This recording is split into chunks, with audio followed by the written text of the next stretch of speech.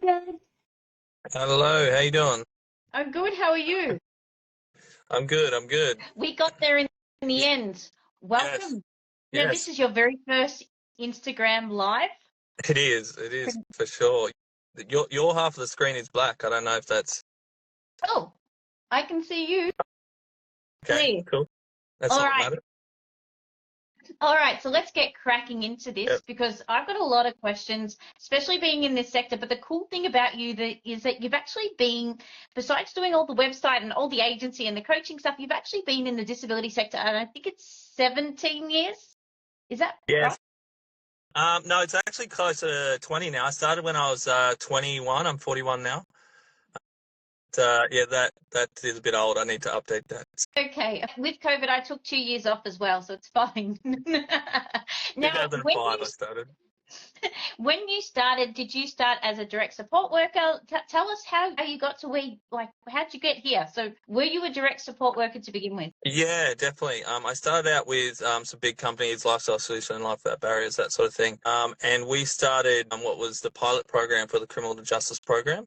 Yep. So back then it was before the NDIS, and so we actually, incarcerated people would come out of prison and they'd been in there for 10 years. They didn't know what a mobile phone was, all that sort of stuff. So we would teach them how to integrate back into society. We'd put them in what's now called a seal house, and we'd live with them. And then we'd take them to their bail because they couldn't read. We'd help them fill out the Centrelink forms, all that sort of things. And then, yeah, I progressed as a support worker, and I'm still providing supports now Yep. to participants as well. Ah, you got to keep your finger on the pulse. Yeah, it's been a long career. I've done a lot of other things. I don't know if you want me to go into what I've done. Tell us. So from there, I kind of moved to juveniles and started doing very similar sort of stuff. And then we went into disability STA camps. So been a team leader, and I've led over 300 STA camps for people living with a disability. And then that led to me starting my own organisation here on the Gold Coast, where I focus on young men with autism, intellectual disabilities. So that's where I'm at now. I do love talking about support work, and I will get into all the other stuff in between. When you were a support worker, what was your win and your favorite story that you love talking about? Bear in mind with confidentiality that it still gives you goosebumps to today that you love talking about that person and where they got to. Goodness, for me, truthfully, it's really hard because I was in a situation where I was what's called a swing. I don't know if you know what a swing is, but because I was the most experienced person or one of the most experienced in the jobs, every single shift I was in a different house. Yeah. And every single shift I'd have a different client. So it was hard for me to actually build relationships and build those genuine relationships with participants. I had to do that on the fly. I had to rock up and read the reports, build a rapport really quickly, and try and blend in with the team and that sort of stuff. I was always put in pretty much the hardest situations with the hardest clients. But I think my most rewarding thing is I've been working with someone now since they were 16, and they're like in their early 20s now, and just watching them grow and becoming a young man, from a young man who was really struggling and having troubles to me being a mentor and me being a role model, and him really kind of mirroring what I do and wanting to be like me. And now he's just an awesome person. Oh, he was always an awesome person, but just to see him grow into be a man and achieve that sort of stuff is probably something that I cherish the most. I think it's definitely something to value, because I was talking to somebody the other day about the amount of support workers an individual will have over a lifetime, and the fact that you've had one for this period of time. It's something worth celebrating, and it's definitely something that's fantastic because you've been able to see the growth and the progression, and that's all the cool, beautiful stuff that we love, and that's why we work in support.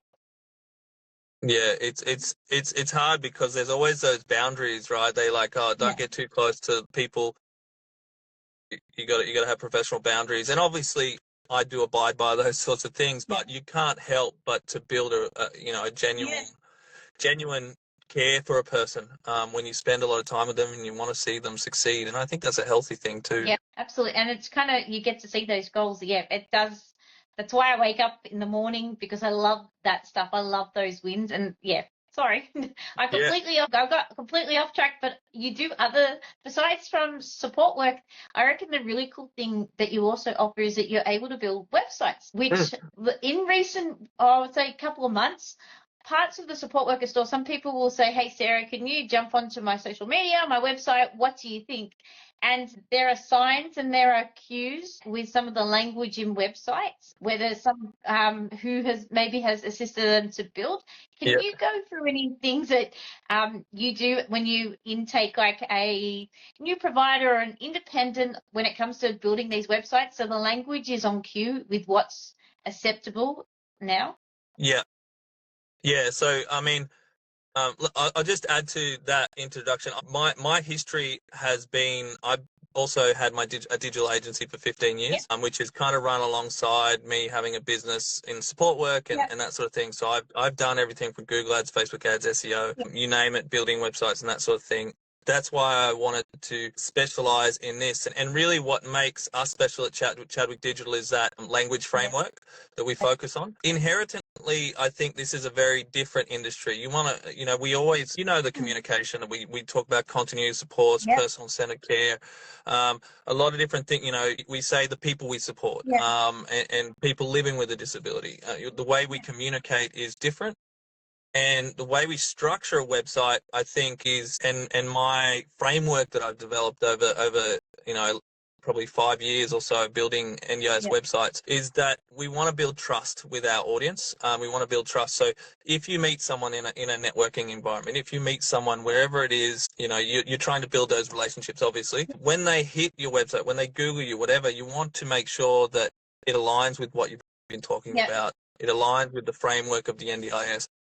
It aligns with who your ideal participants are, and look, a few other things. I've developed a bit of a nurture sequence to try and help build trust every section as we go, kind of thing. Because I do enjoy parts of it, like for me with the support worker, so I do enjoy parts of social media and all that stuff. With websites, I dare say there's parts that you enjoy putting together as well. When it comes to building a website for an individual or an organization, what sparks your joy? Like, what do you enjoy when it comes to creating them? Personally, it's the discovery call. So my discovery call is, okay, we've had the sales call, they've signed the contract, then we go on to, and I do about an hour to an hour and a half of a discovery call. And I get to build a relationship and a rapport. And usually what ends up happening is it turns from, what do we want to know about building a website, to a coaching session almost. So, because a lot of the times people want a website, but they don't know who their ideal participants are. They don't know how to attract clients. And they think that a website is going to get me clients straight away. I'll get on the internet and I'll get clients. But it's unfortunate. Unfortunately, I would love that to be the case. I'm sure I'd sell a lot more websites if that was the case. But there's a lot that goes into it behind the scenes of building a relationship. A website is just one part of a whole cog. And I love the relationship building side of things, and just getting to know people and their story, and try and piecing that all together, and making it unique to them. So basically the concept of what we do is I get who they are, the language they use, all that sort of stuff. I take the NDIS framework and we combine them together. Yeah. So, that must be quite exciting. Like, I take it you have had a lot of people that have come to you that don't have any website at all, and they're starting out fresh from websites. And then, bear with me because it's not my area of expertise. Have you noticed that there has been any growth? And when I say growth, from somebody not having a website to having a website and starting to be having a bit more of a presence in this sector, have you seen anyone being able to grow their business from it? I know social media and websites are only so much, but considering some people start with absolutely nothing. Yeah, I think it's the first step to legitimacy.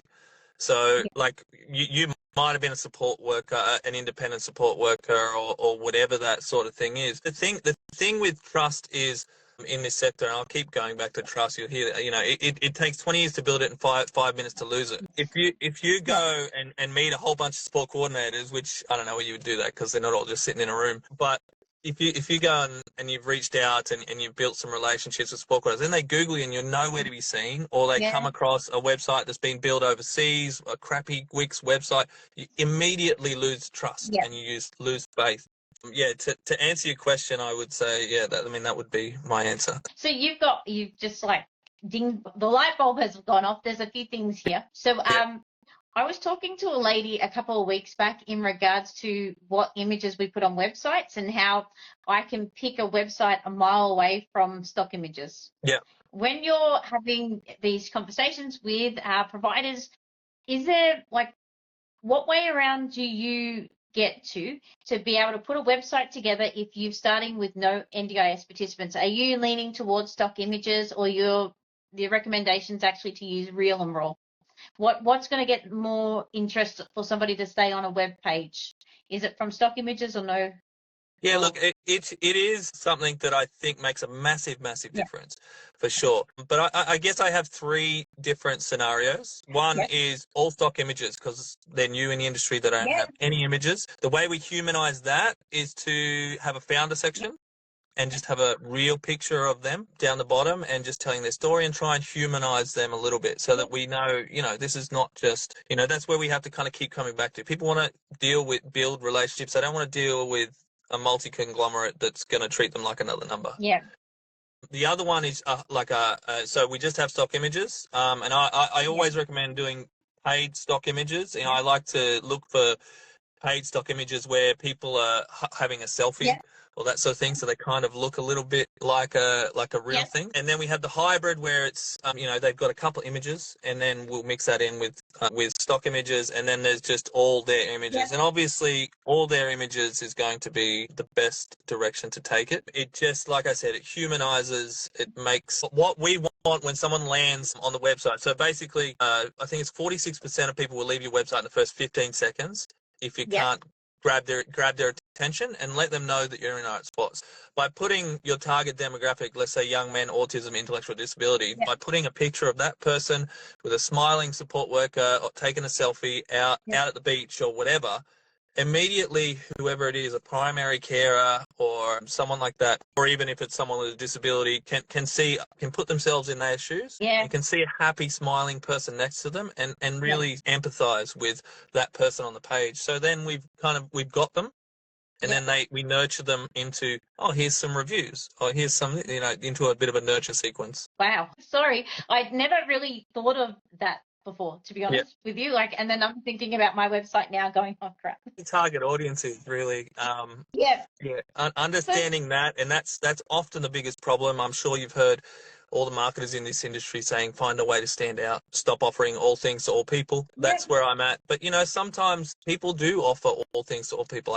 I have built websites for people that are in every niche, and that's their choice. So that's what we kind of try and go for, diversity at that point. So it's a lot of different people. If you're not working with people in wheelchairs, don't put wheelchairs on your website. And that's one of the first mistakes that I see because of the lack of knowledge. When someone overseas builds a website, there's automatically a wheelchair there. And it's just because that's their perception of a disability. When I have seen some websites that I have questioned before in the past, it had a lot to do with language and the type of language that you would use and how we refer to people the most proper way possible. That always is probably the biggest red flag for me. But besides doing all the website, you actually do some other pretty cool stuff. And I'd really like to touch base on it, touch and talk about it. Yeah. Coaching.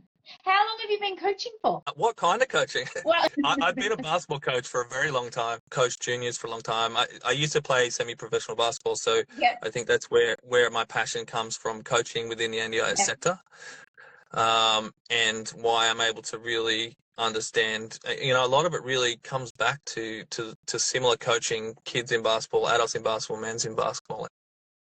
Just knowing, keeping people on track and keeping them engaged, keeping them inspired. Obviously, I've been there. I've started my own business.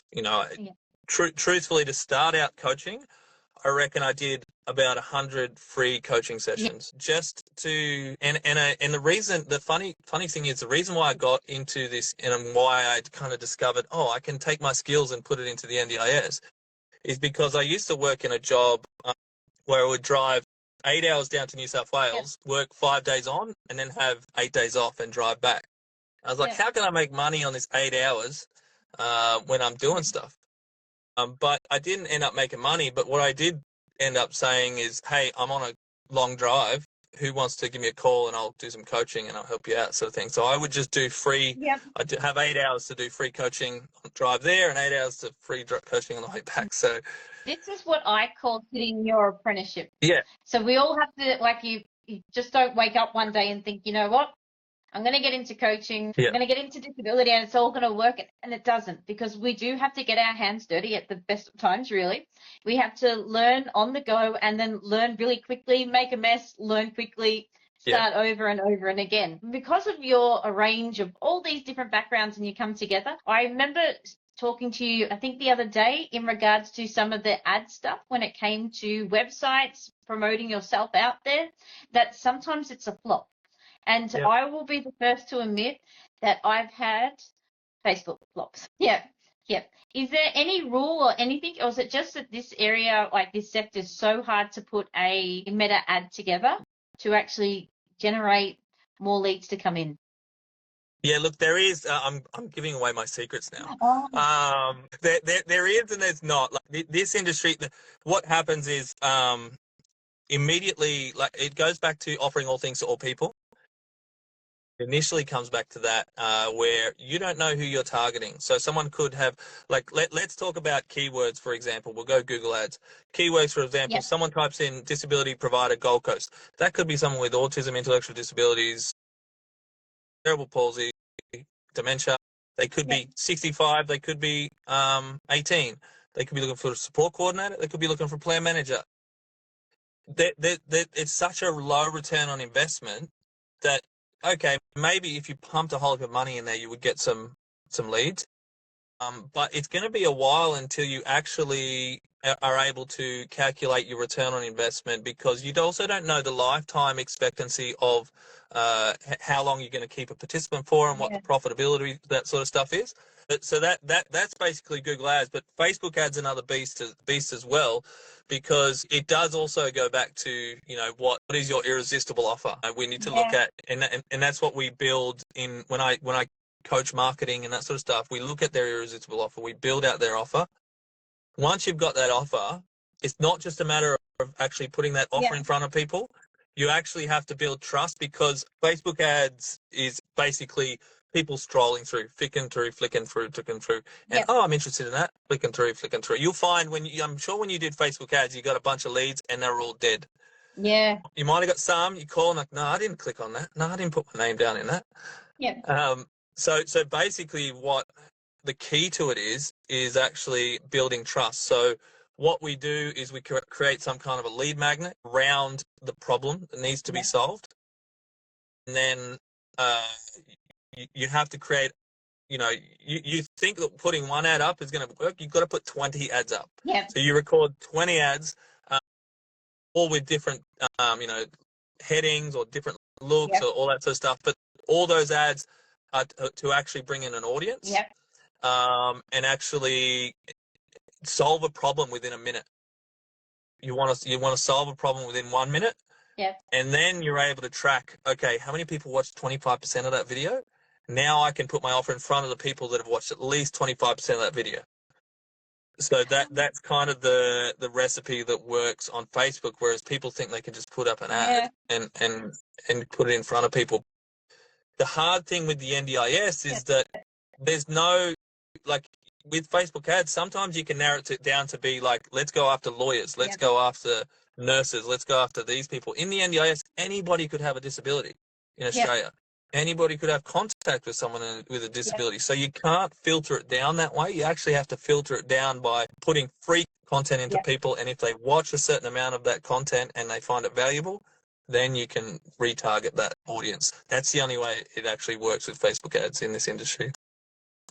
So with your business and moving forward, what is the plans? Like, what's your next steps? And are you allowed to tell me? There's definitely some stuff I can't tell you, because I'm working on some collaborations with some people people that you would know. I couldn't give anything away just yet, but yeah, we're working on some good stuff there. And I'm actually going to be releasing. I have my podcast, The Provider Mentor. Yeah. I get a lot of people who just want mentors, Yeah. so I'm going to be putting together a group mentorship program where they can kind of have access to me if they get stuck with anything and that sort of stuff. And then we have the group coaching side of things where we can meet once a week or a fortnight, whatever that is. We'll have a bunch of videos in there that we've recorded, and that's going to break off to be a couple of different sections and areas as we record it and as it builds and grows, kind of thing, into that sort of stuff. So that's exciting. And I just launched another company. It's called Designably. So, and the concept of that is to really provide some kind of cheap branding. I've basically sourced some really good designers from overseas. I've got them all there. I want to give people a really affordable solution to be able to create their logo, their business cards, headers, all that sort of stuff, and get their branding right before we actually move on to any kind of website design or build or anything like that. Yeah. Because I think if we can, my big, hairy, audacious goal is to help 30,000 providers in the next 10 years. So that's where I want to go. And I think if we can at least get it right from the beginning, get the foundations right, and go, look, you need to build a brand. This is about you. What's your why? How can we secure that? I think people will understand and really get that concept of this is more than just starting a business, bringing on people and caring for them like we're babysitters. Yep, you touched on that because I have done that. I'll be the first to admit that when I first started my company, I had very little. I probably changed my logo probably 2 or 3 times, my color palette a couple of times in between. And for me, it was just like I was fumbling around until I found something that stuck and it felt right and all that stuff. I get that, and it probably would have saved me a lot of heartache and heartbreak if I had done that in the beginning. But also, as you're doing stuff online, you also talked about being present and turning up. What is it you that's got a once a month that you meet up with other providers and you're the host for? Is it?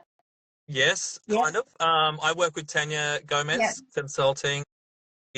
Awesome person, very inspiring. If you're not already have something to do with Tanya Gomez Consulting, I recommend getting in there because she's providing crazy amount of value for free. So we have the Provider Collective that is basically free. I don't like saying networking because it's really more of a masterclass, but you do have your opportunity to build your professional network.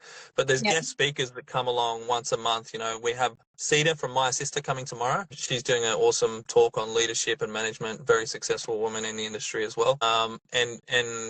Just a whole heap of value coming from, like, when I was sitting on the Zoom call with all these consultants and coaches and everyone that are running it around the country. I think Tanya's got like 16 locations, something like that, and an online. When I was sitting there, I was like, man, this is like huge amount of knowledge all sitting on one screen. I was like, I was very grateful to be a part of it. And her concept is to change this industry 1% at a time. And I hope we're doing that. And it feels like most of the time our events are sold out, so once a month and that sort of thing. So it's been going awesome. I'm loving it too.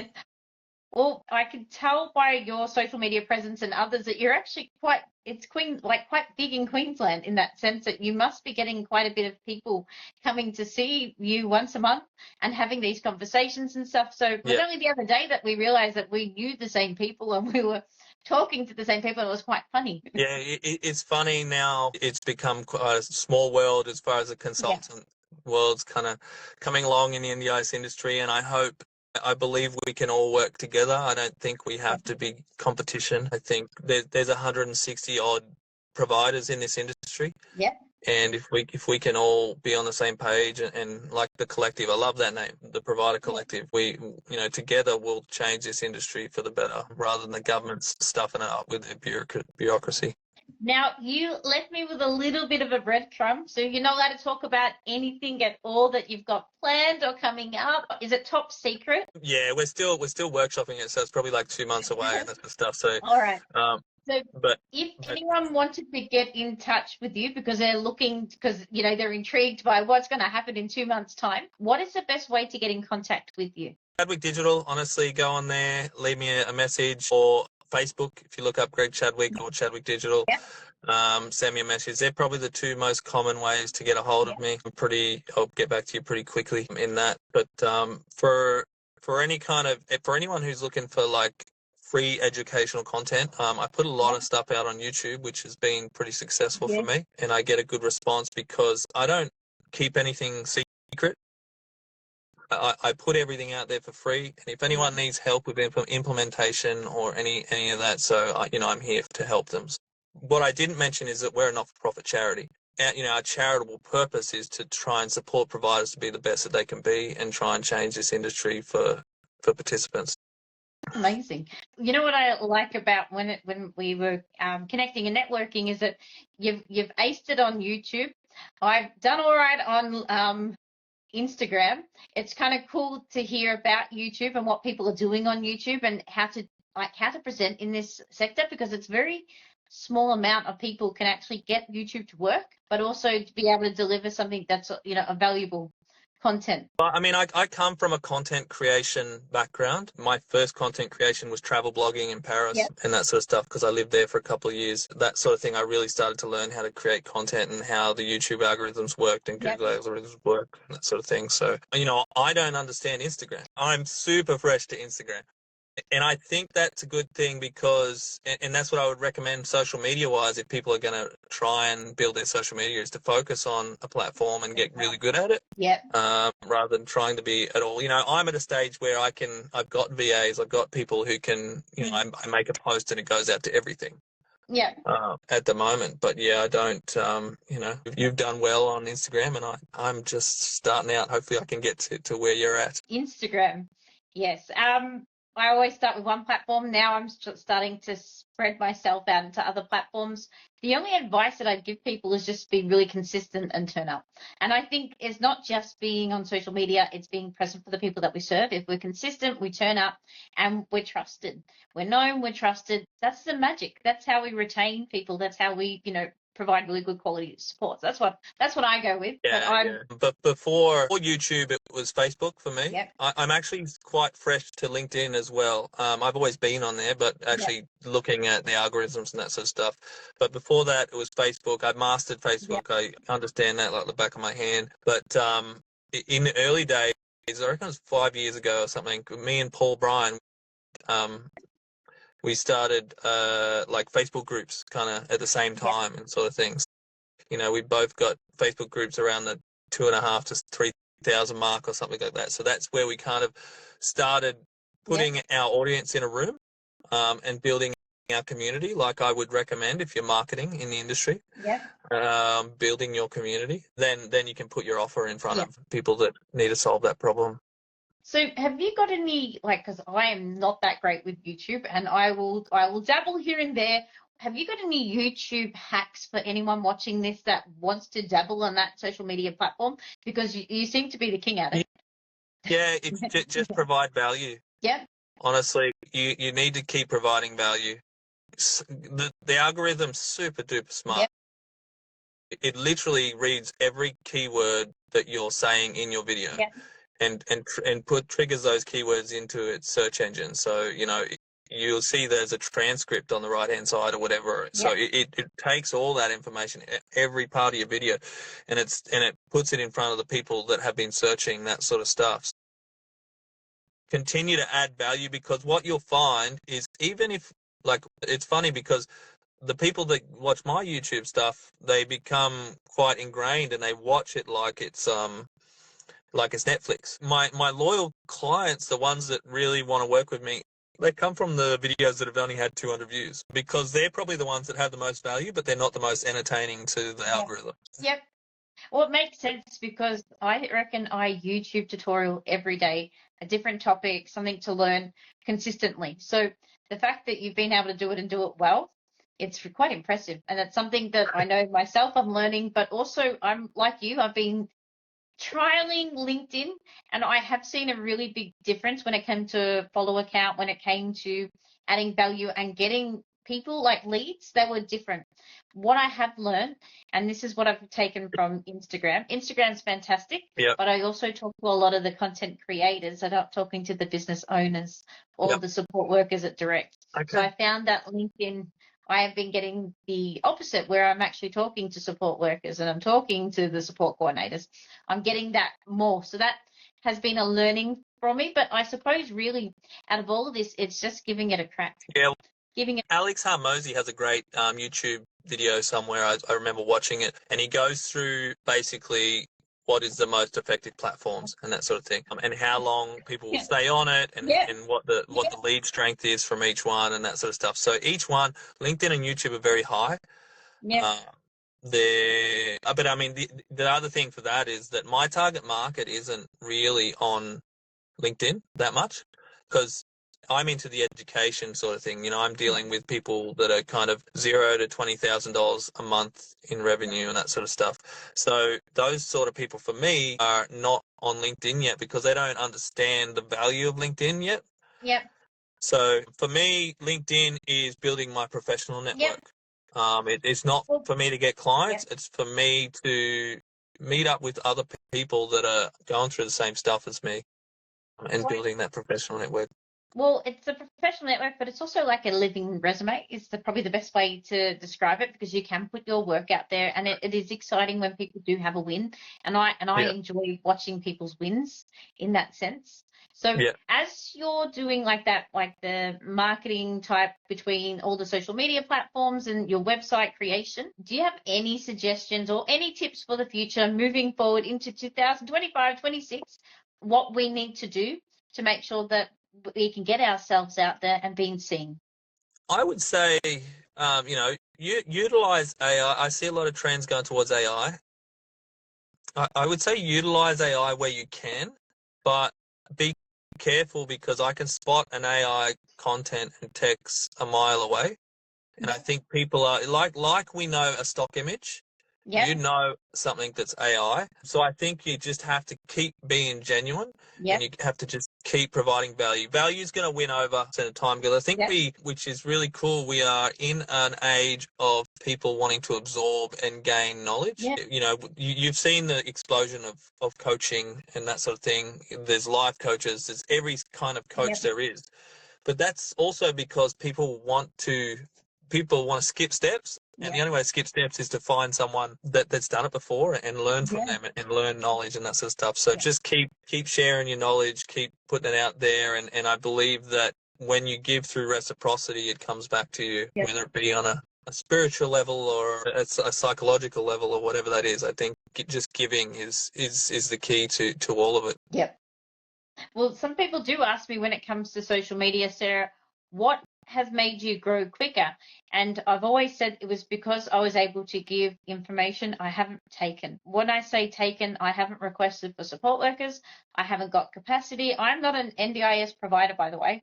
Okay. None of those things. And that's because what I do is create content and resources for support workers and for small businesses that are wanting to take that step up and how to deliver really good quality supports. So what I have learned is by giving, the more I gave, the more I received in that sense as well. Maybe that's the universe, I'm not quite sure. Yeah, for sure. Sorry, keep going. I'll cut you off. That's all right. Has anyone on this chat, if you've got any questions, please feel free as we're going along, guys, to add it in the comments. Greg, have you got anything that I have missed? Any last statements? Anything you even want to ask me? I think you touched on it earlier. Building that genuine relationship. When we're looking at marketing, we haven't spoken about marketing much. Building that genuine relationship. You mentioned, you haven't asked for anything. Yep. When you are talking, people, it's funny, we had our provider collective probably the first or second week, and someone walked in and they were late, they missed the entire presentation, walked in, and I was standing at the back kind of thing, and he said, where's all the support coordinators? And I was like, man, you're kind of missing the point. Yeah. That's not what we're here to do. We're here to build a relationship. Yep. Sure, if you build a relationship with a support coordinator, that's fantastic. But if a support coordinator knows you're out there to say, I've got capacity, it's going to ruin, you've lost that trust immediately. So what is it when you're looking at your marketing, when you're looking at building trust with whatever it is, plan manager, support coordinator, OT, primary carers, what can I give rather than what can I take, will get you a long way. There's nothing against providing free stuff. You know, you're not undercutting anybody. You can provide free care for people. I wouldn't recommend reducing your prices, but that goes down to another profitability thing later. But if you've got the time and you've got the passion and you want to volunteer your time to support people, that's going to get you a long way. For example, I work with disability basketball here at Gold Coast. And there's a thing called the Unified League, and it just brings me so much joy to go and play basketball with these guys. I wear a purple band. I'm like running down the one end of the court saying, come on, let's go play defense. Let's go play offense. And we're just, going back and forth. There's like 60 to 80 participants there, all intellectual autism, that sort of spectrum. And you just find a lot of joy, and I'm not looking to take anything from them. There's nothing. And I'm giving. And then someone approached me the other day and said, we'd love you to do a camp for our Queensland basketball disability team and that sort of thing for the young ladies. Now, I've been terrible at getting back to them because I've been super busy. I'm trying to find time to fit that into my schedule. But that's the sort of thing that happens. If you put yourself out there in the community and you show that you're genuine and you give and you actually care about this NDIS, then, you'll receive. It'd be fruitful. Absolutely. I just saw one before, which was that Nat agrees as support coordinators, we need to be able to have a connection and a point of difference. I just wanted to point out at both times you and I do coaching, same, but different. And here we are together tonight having this live, and that's because I think it's a mutual respect that we realize, like for me, I know that I'm not the be all and end all for everybody.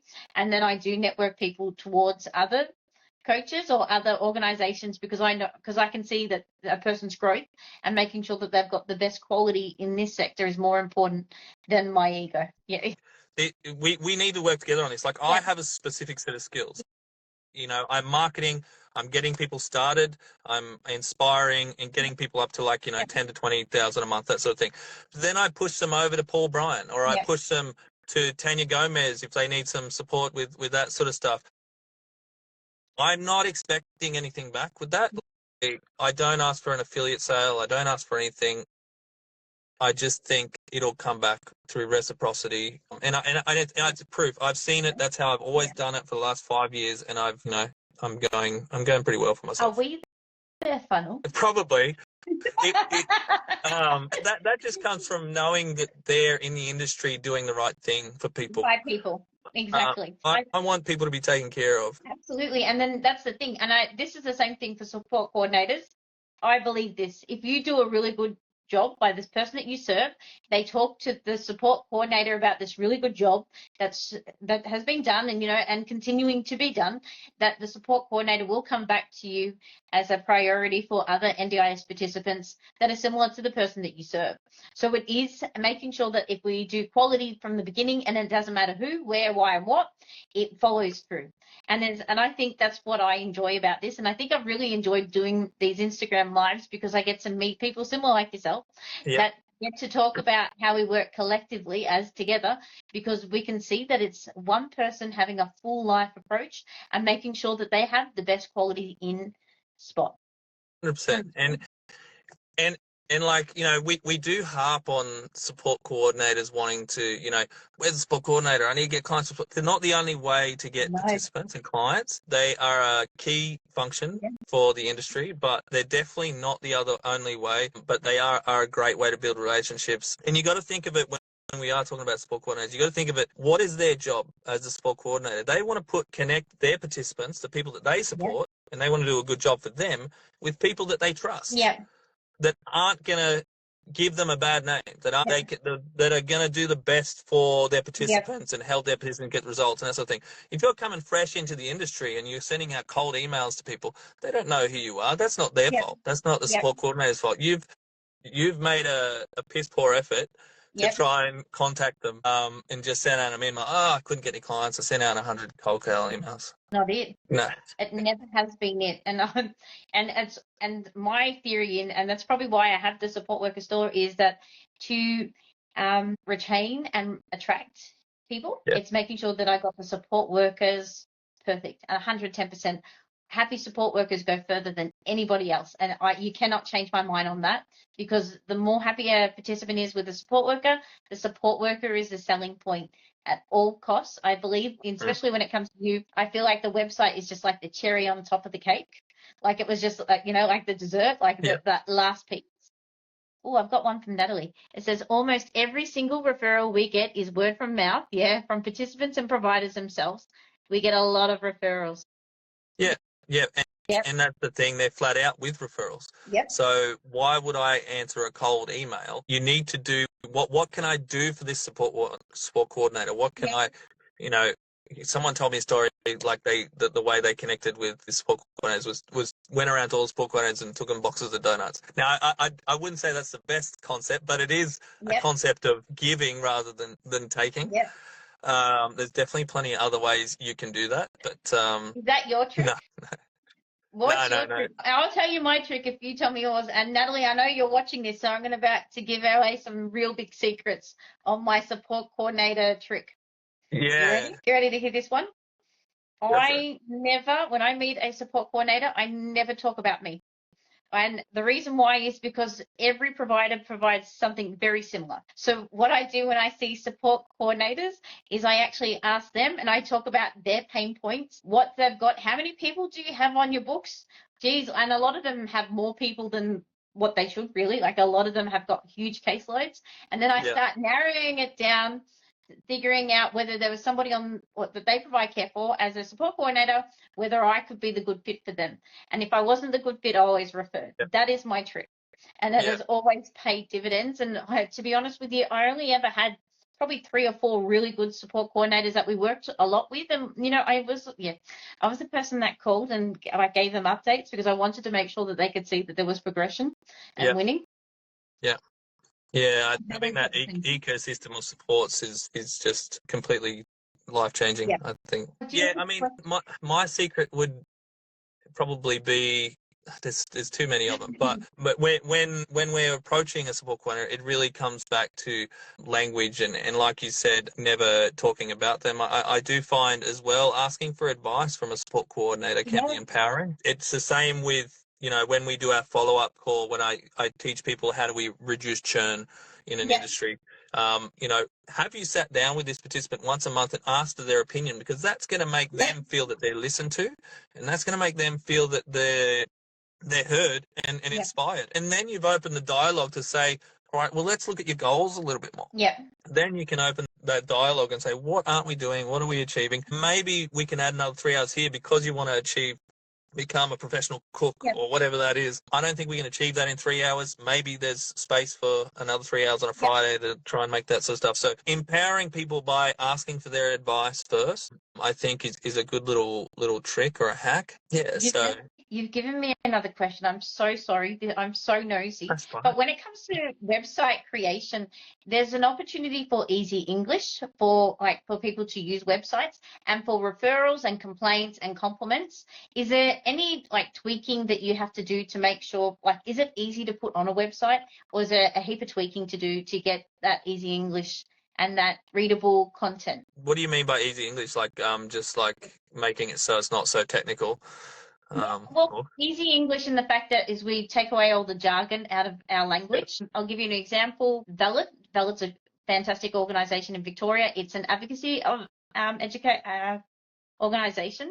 And what they do with their website, it's all in easy English that any NDIS participant that's reading the website can see it from either the pictures, or it could be heard, or it's in the pictures. Have you done many websites where they've got easy English, they've got pictures, or they've got blank, Sarah, audio? Look, I've developed a bit of a framework, and a lot of my websites are built off conversion rates and that sort of thing. When we talk about easy English, I think in any industry, you have to write your content, because I actually come from a background. I used to do a lot of freelance content writing while I was living in Paris, so I wrote a lot of content myself. So you have to write your content to speak to a 10-year-old. So regardless of disability or anything like that, it has to be absorbable very easily. like you're speaking to a 10-year-old. So, but we still, there's a trick here because we still need to make sure we put the language framework that support coordinators and industry professionals want to see, like person-centered care, economy of care, all that sort of thing. Isn't it? Because it's trying to find that balance that makes it so everybody can digest the information. Because I was talking to somebody the other day and they were telling me that most people don't get past 300 words in an email and they shut off. So it makes me think, it's overwhelmed. And that's just anybody reading an email just cut. So, yeah. Yeah. I mean, essentially, our homepage is our sales page. Yeah. Like the majority of the time, if someone goes off to our other pages, there's a big chance they're going to drop off. Yeah. And you're not going to get any kind of conversion or anything. So we've got a really short amount of time to build trust and hope that you're one of the 10 providers in the search engines list or whatever it is, because it's a research keyword industry. If you've got people going through looking for, autism support Gold Coast or whatever, they're going to look at the top 10. So hopefully we get that chance to build that trust immediately. So the concept that is grab your ideal participant, put your proposition of value in front of them so they know they're in the right spot and you've caught them. They move down to the next step. Then we talk about results and benefits they're going to get from working with us. Next step is social proof. If you've got some videos of participants and that sort of thing, if you've got, you guys out having fun at the Easter show or whatever that is, having reviews, putting obviously reviews on there, that sort of thing. And that's something we set up. A lot of people don't leverage Google Business Profile, which is, I think, a really important tool that is completely free. We set that up on the discovery call with them just to make sure they leave that discovery call with something and they're already on the internet. They're on Google. And then we look at humanizing it through how good are our staff and the founder section, putting a picture and that sort of thing. So that's basically my framework that's worked for me over the last couple of years. Excellent. I think I've got all the questions that I've got. Have you got anything that I haven't touched on anything that we need to discuss? Because I feel like I've learned so much from this, to be honest with you. And after this, I'm going to go to my website. I'm just going to have a look. And you just mentioned about Google Business, and I think I'm going to have a look at that too. Yeah, I do have another piece of advice. This industry, when you become a registered provider, this industry is really, there's a lot of spammers. So there's a lot of overseas spammers. You get put on that NDIS list of 20-something thousand people. That's the most spammed list on the internet. So as soon as it's like, thanks NDIS for putting me on that. Participants don't look at it, but every other marketer in the world does. So they can literally send out an email to every single provider in Australia within a split second. So be really careful at the experts that you're talking to and the consultants that you're talking to in the disability sector, because if they're from outside this sector, there's a chance that they don't understand the nuances. They talk, especially SEO, people trying to push SEO. It just doesn't work in this industry. It's a really low return on investment. The competition is extremely high. You get your on-page SEO right, which is what we do. As long as you rank for your business name, that's the main thing. And then everything else is kind of done locally through local search, Google Business Profile, that sort of thing. And their priority is to get you onto a subscription fee of like $1,200 a month or whatever for the next 8 months. And they go, we can rank you number one or whatever, but it's going to take us 8 months to get there, which is true. You won't get there until like 8, 10, 12 months if they actually do their job well. But if they don't get their 8 months, they haven't lost anything and they just move on.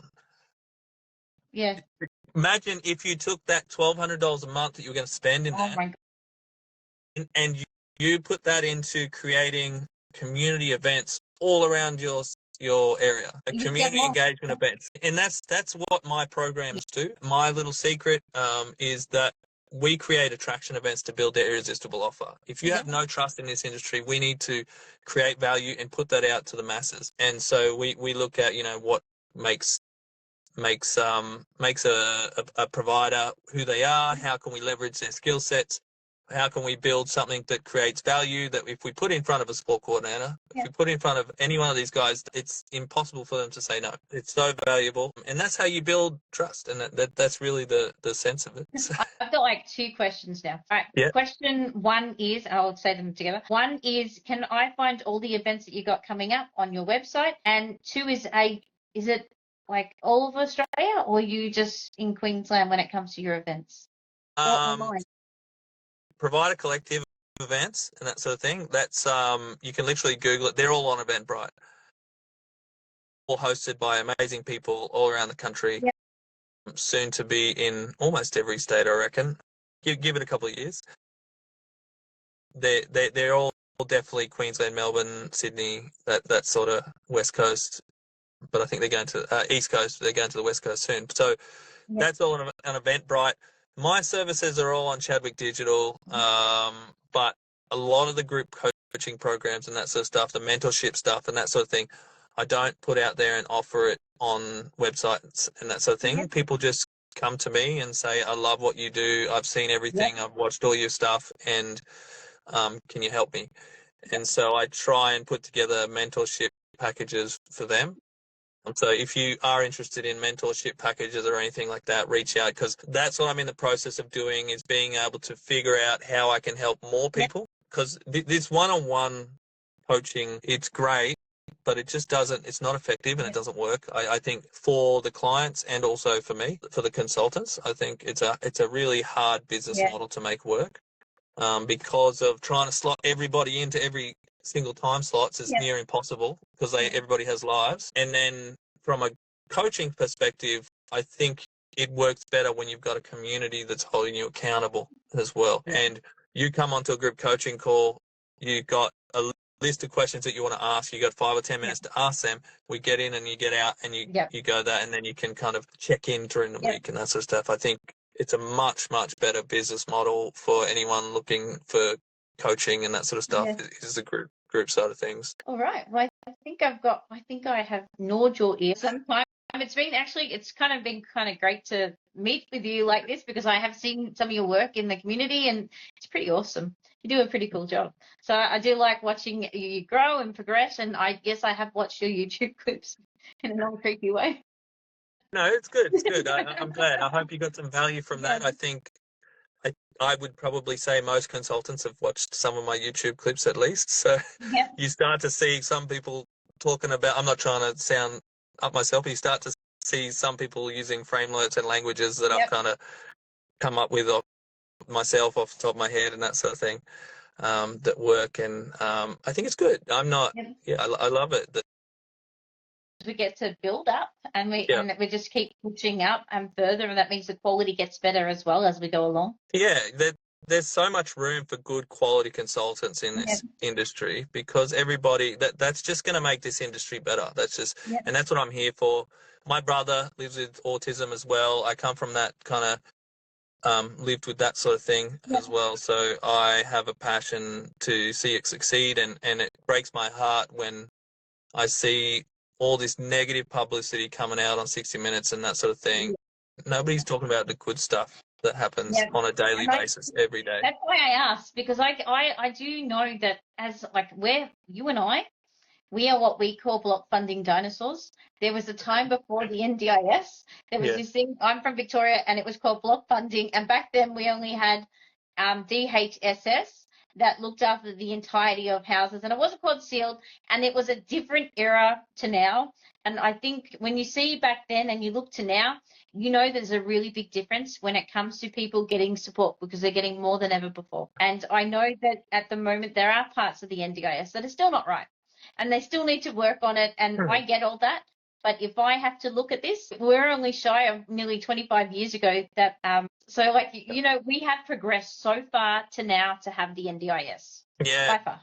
Yeah. I'm so grateful for it. And just to see the government saying, oh, we've reduced the numbers from 12% to 8%. And okay, so how many people missed out on that sort of thing, and we're powerless. It's crazy to me that in any other industry, if this sort of stuff was going on, they'd be striking. People would be taking it to the parliament and going, no, you can't do this to our rights. There's some great politicians standing up for us in some of the industries. Teachers would have striked, miners would have striked. But, we can't, because if we leave this sort of stuff, how many people are left unsupported? They know they're guns by the curlies.